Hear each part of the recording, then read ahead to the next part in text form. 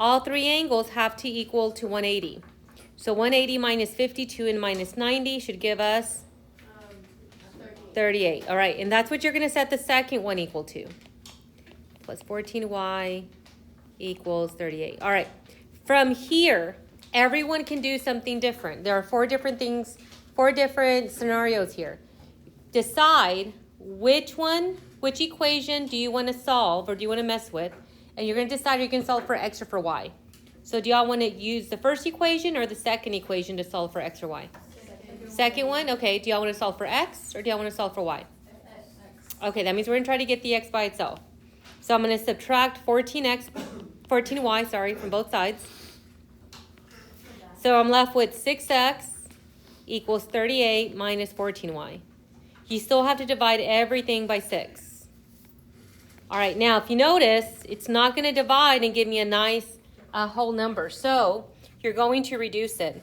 So 38 divided by 2 is 19, and 16 divided by 2 is 3. I just found a number. I knew they were even, so I knew they were divisible by 2. All right, with the 14 and the 6, it's the same thing. 2 goes into both, so that should be 7 over 3. Don't forget your y. Now what we're going to do is we're going to take all of this and we're going to plug it in for x in the other equation. So in this equation, wherever we see x, we're going to plug it in. So 15 and then parentheses 19 over 3 minus 7 over 3y, and now finish off that equation. Minus 8y equals 52. Minus 8y equals 52. All right, even though we have fractions, hopefully that doesn't intimidate us, because we messed with fractions when we were going from slope-intercept to standard form. When we're multiplying by fractions, you multiply your whole number by what?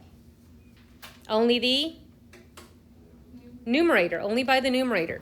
All right, so 15 times 19, 15 times 19 is 285. Divided by 3, this comes out to be 95. All right, so now let's do 15 times negative 7 is 105. Divided by 3 is 35. Minus 8y, oh, don't lose your y like I did, equals 52.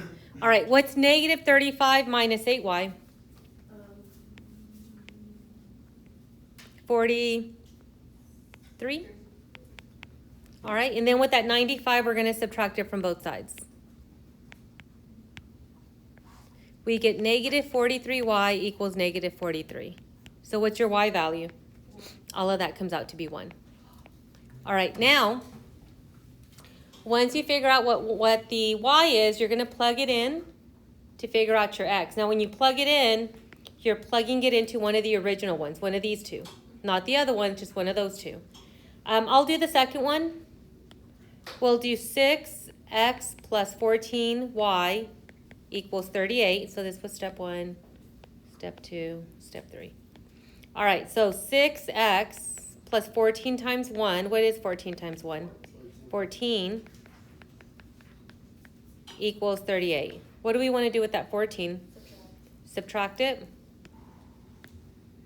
So 6x is equal to 24, so x has a value of 4. And that's your solution.